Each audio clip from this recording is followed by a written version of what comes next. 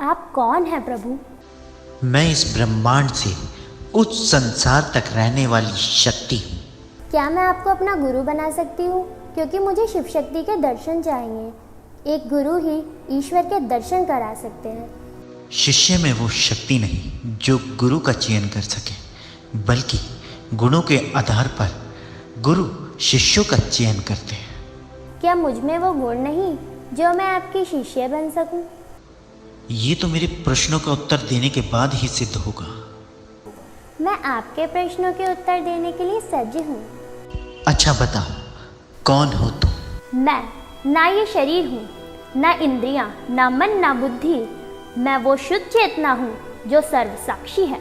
जीवन का उद्देश्य क्या है?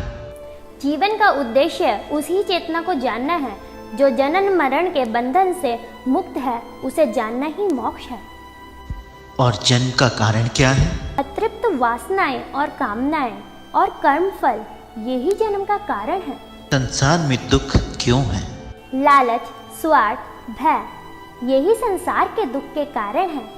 अच्छा बताओ, ईश्वर ने दुख की रचना क्यों की? ईश्वर ने तो संसार की रचना की। मनुष्य ने अपने कर्मों और विचारों से दुख और सुख की रचना की। क्या ईश्वर है? कौन है वो? रूप क्या है? क्या वो स्त्री है या पुरुष?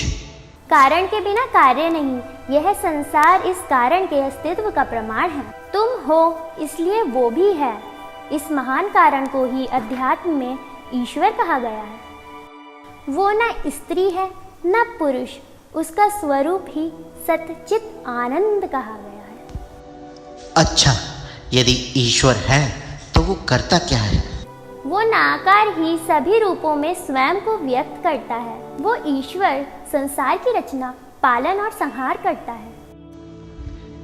यदि ईश्वर ने संसार की रचना की तो ईश्वर की रचना किसने की?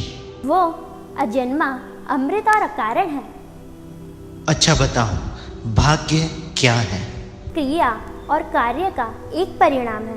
परिणाम अच्छा भी हो सकता है और बुरा भी है। आज का प्रयत्न कल का भाग्य है। सुख और शांति का रहस्य क्या है? सत्य, सदाचार, प्रेम और क्षमा सुख का कारण है। असत्य, अनाचार, क्रोध और घृणा का त्याग करना ही शांति का मार्ग है। चित्त पर नियंत्रण कैसे संभव है? इच्छाएं और कामनाएं चित्त पर उद्वेग उत्पन्न करती हैं। इच्छाओं पर विजय चित्त पर विजय है। सच्चा प्रेम क्या है? स्वयं को सभी के साथ एक देखना सच्चा प्रेम है। तो फिर मनुष्य सभी से प्रेम क्यों नहीं करता? जो स्वयं को सभी में नहीं देख सकता वो सभी से प्रेम नहीं कर सकता। असक्ति क्या है? प्रेम में मांग, अपेक्षा, अधिकार ही आसक्ति है। बुद्धिमान कौन है? जिसके पास विवेक है। नशा क्या है? आसक्ति। अच्छा बताओ, वास्तव में चोर कौन है? इंद्रियों के आकर्षण जो इंद्रियों को हर लेते हैं वे चोर हैं। जागते हुए भी सोया कौन है? जो आत्मा को नहीं जानता वो जागते हुए भी सोया है। कमल के पत्ते पर जल की तरह पड़े अस्थाई क्या है? यौवन, धन और जीवन। नर्क क्या है? इंद्रियों की दास्तान नर्क है। मुक्ति क्या है? अनासक्ति ही मुक्ति है। दुर्भाग्य का कारण क्या है? मद और अहंकार। सौभाग्य का कारण क्या है? सत्संग और सबके प्रति मैत्री भाव। सारे दुखों का नाश कौन कर सकता है? जो सब छोड़ने को तैयार हो। मृत्यु पर्यंत यातना कौन देता है? गुप्त रूप से किया गया अपराध। दिन रात किस बात का विचार करना चाहिए? संसारिक सुखों के क्षण भंगुरता का। संसार को कौन जीतता है? जिसमें सत्य और सुधा है। ऐसे मुक्ति कैसे संभव है? वैराग्य से। मुक्त कौन है? जो अज्ञान से परे है। अज्ञान क्या है? आत्मज्ञान का अभाव ही अज्ञान है। दुखों से मुक्त कौन है? जो कभी क्रोध नहीं करता। वो क्या है जो अस्तित्व में है भी और नहीं भी? माया। माया क्या है? नाम और रूपधारी नश्वान जगत। परम सत्य क्या है? ब्रह्म, ईश्वर। तुमने मेरे प्रश्नों का उत्तर बड़ी ही सरलता से दिया, इसलिए मैं तुम्हें अपना शिष्य स्वीकार करता हूँ।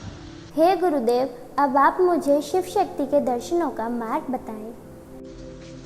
हिमालय की ओर जाकर एकांत में शिव शक्ति को याद करते हुए राम भजन करो। गौरी शंकर बड़े दयालु हैं, वो तुम्हें अवश्य दर्शन देंगे। मेरा आशीर्वाद भी तुम्हारे साथ है। धन्यवाद गुरुदेव। अब मेरा एक ही उद्देश्य है, राम भजन।